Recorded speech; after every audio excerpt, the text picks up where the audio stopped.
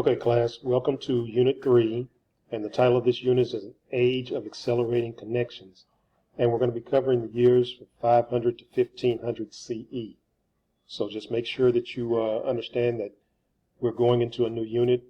We want to look for all the things that stayed the same from the last unit and all the things that changed. That's one of the major things that we always want to look for when we go from one unit to the next. What we want to deal with first are our third wave civilizations. So the title of this portion is something new, something old, and something blended. So like I said before, you want to think about what things are new from the last unit to this one, what things stayed the same or are old, and then a blending, a certain way that things kind of transform from one unit to the next. In some areas, for example, wholly new but smaller civilizations arose where none existed before.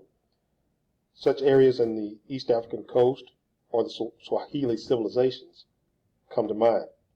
Also, the kingdoms of Ghana, Mali, and Songhai, stimulated and sustained by long-distance trade across the Sahara, represented a new Western African civilization.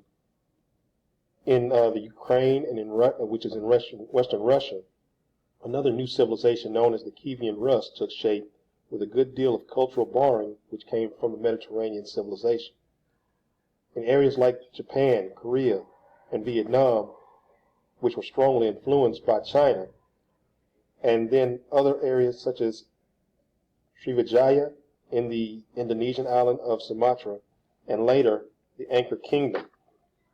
All these centered, which is in the present-day Cambodia, and drew on the Hindu and Buddhist traditions of India.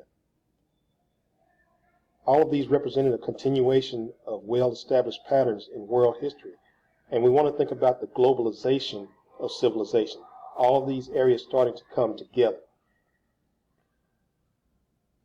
The biggest and most expansive and widely influential of the third wave civilizations was surely that of Islam, and we'll talk about how the religion of Islam and how it came to be. It was viewed as a new civilization defined by its religion. The world of Islam came to encompass many other centers of civilization, such as Egypt, Mesopotamia, Persia, India, and the interior of West Africa. Also, East Africa, Spain, Southeastern Europe, and more. Yet another and quite different historical pattern during the third wave millennium involved these older civilizations that persisted and were reconstructed. The Byzantine Empire, embracing the eastern half of the old Roman Empire, continued the patterns of Mediterranean Christian civilization and persisted until 1453, when it was overrun by the Ottoman Turks. We will see in China, following almost 4 centuries of fragmentation, the Sui, Tang, and Song dynasties restored China's imperial unity and reasserted its Confucian tradition. Indian civilization, on the other hand, retained its ancient patterns of the caste and Hinduism amid vast cultural diversity, even as parts of India fell under the control of Muslim rulers. In Mesoamerica and in the Andes, which had been long established, we'll see that the collapse of classical Mayan civilization about 900 CE opened the way for other peoples to give new shape to this ancient civilization. We'll see another pattern take shape in Western Europe following the collapse of the Roman Empire. There would be kings and churches leaders alike sought to maintain links with the older Greco-Roman Christian traditions of classical Mediterranean civilization. For 5 centuries or more, this region was relatively backwater compared to the more vibrant, prosperous, and powerful civilizations of the Byzantine, the Islamic world, and China. Next, we'll talk about some of the ties that bind, some of the trans-regional interactions that took place in this third wave era. More than before, change in human societies was the product of contact with strangers, or at least their ideas, armies, goods, or diseases.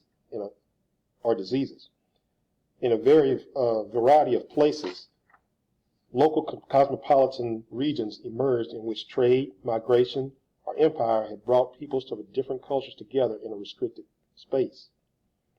Much of Part 3, or this third wave, highlights these intersections and spells out their many varied consequences.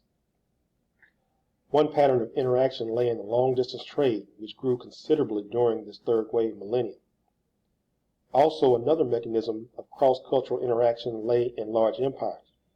Not only did they incorporate many distant cultures within a single political system, but their size and stability also provided security that encouraged travelers and traders to journey long distances from their homelands. Furthermore, the largest of these empires were the creation of nomadic and pastoral peoples. Now, in the 1,000 years between 500 and 1500, peoples with recent history of nomadic or herding way of life entered the stage of world history as empire builders, such as the Arabs, the Berbers, the Turks, the Mongols, and the Aztecs, which were rulers over agricultural people and established civilizations. Together, large-scale empires and long-distance trade facilitated the spread of ideas, technologies, food crops, germs, far beyond the points of their origin. Buddhism spread from India to much of Asia. Christianity encompassed Europe and took root in distant Russia, even as it contracted in the Middle East and North Africa.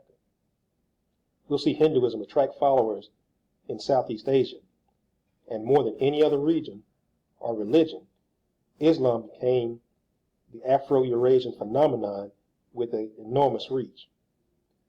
We'll also see technologies that were diffused widely. We'll see raw silk, crystallized sugar, and a system of numerals and the concept of zero techniques for making cotton and textiles. In the Americas, we'll see corn gradually diffused from Mesoamerica, where it was initially domesticated. Also, we'll see disease link distant communities. We'll study about the plague or the Black Death, which decimated many parts of Eurasia and North Africa as it made its way from the east to the west in the 14th century. We're going to also see a focus on accelerating connections across cultural boundaries, which puts historical spotlight on merchants, travelers, missionaries, migrants, soldiers, and administrators. These people who traveled abroad rather than those who stayed at home. Much of the readily visible action in the third wave civilizations, as in all earlier civilizations, were featured on male actors.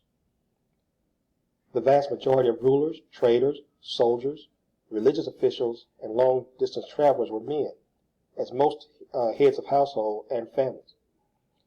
The one thing that we want to remember is that behind all of this lay a vast realm of women's activity, long invisible to historians or simply assumed. Women sustained the family life that was the foundation of all human community. They were the repositories of language, religious ritual, group knowledge, and local history.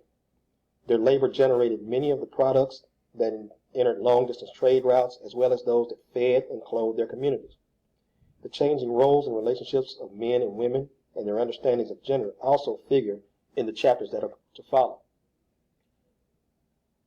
This kind of concludes the first part of the introduction for this unit.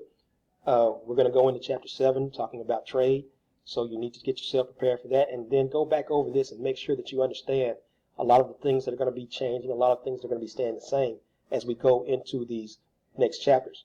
We will cover chapters 8 through 12 in this unit, and we'll talk about the same areas, move over into America, but also focus mainly on trade and the building of these new empires that come along. See you in Chapter 7.